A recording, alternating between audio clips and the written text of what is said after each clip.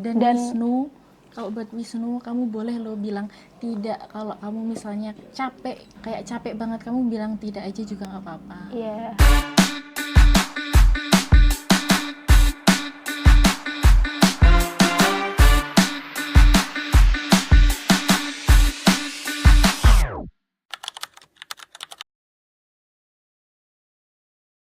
Kalau aku dekat di fisik ya, kalau di kayak di hatinya itu masih terlalu jauh, dimana seharusnya satu keluarga itu kan ada yang namanya cinta. Nah tapi cintanya itu gue nggak bisa terasa dalam keluarga tersebut, karena ya itu tadi ada satu sosok yang harus mendominasi antara di tiga orang tersebut.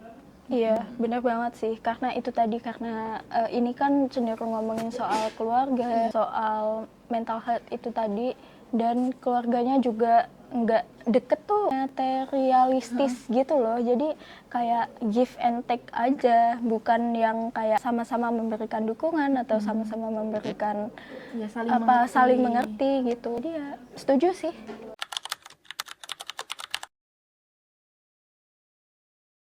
Oke, kalau dari aku yang paling menggambarkan tema loveless itu adalah waktu Wisnu sakit, dia udah benar-benar pucat, muntah-muntah, dan lemes gitu di kamar, tapi emaknya nih malah minjem duit 100, minjem 100 dong, gitu kan kayak kayak apa banget Bu, Ibu mengerti nggak Bu? Kayak anaknya lagi sakit tapi dia minjem 100 guys, itu kayak bener-bener kayak ya Allah, emang ada ya ibu yang setega itu anaknya sakit tapi dia minjem 100 cuy, bayangin. Karena Padahal ibunya kerja juga loh. Udah, kalau dari aku kayak gitu. Itu yang itu bagian paling apa ya, paling loveless. Iya, loveless. Oke, kalau dari aku dari awal itu udah kelihatan banget loveless-nya. Iya.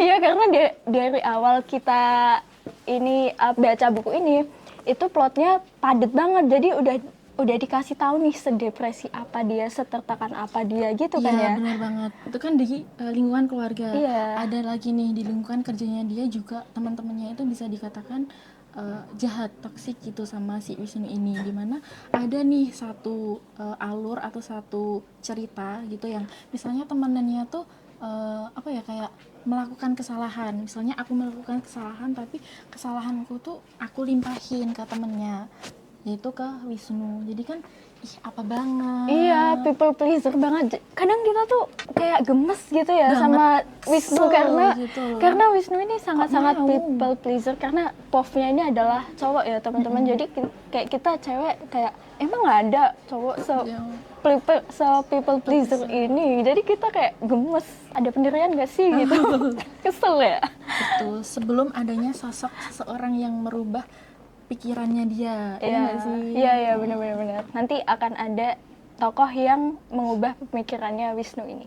Jadi kalian harus baca.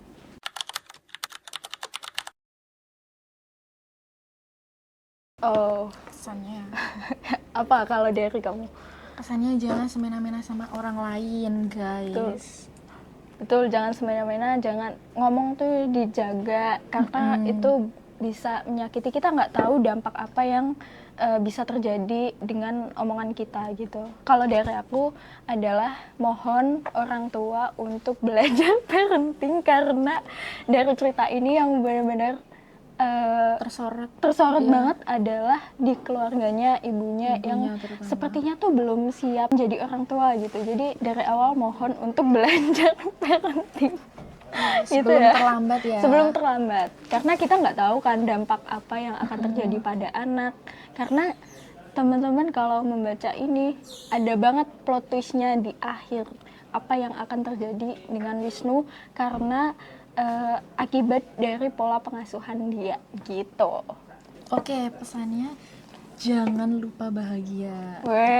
Jangan lupa bahagia. Kata-kata hari ini. Jangan lupa bahagia. Jadi jangan mengataskan kebahagiaan orang lain di atas penderitaan kita. Jadi kita tuh boleh kayak self reward gitu Iya. buat nenangin diri kita, terus menyenangkan diri kita sendiri. Iya, kalau dari aku pentingnya kamu belajar punya boundaries, karena ketika kamu punya boundaries kamu akan menemukan kebahagiaan buat dirimu sendiri. Kebahagiaan orang lain itu bukan tanggung jawabmu. Ya, itu dia guys. Iya, itu dia. Sekian review dari kita hari ini. Kalau menurut kalian gimana? Tulis di komen ya. Dadah.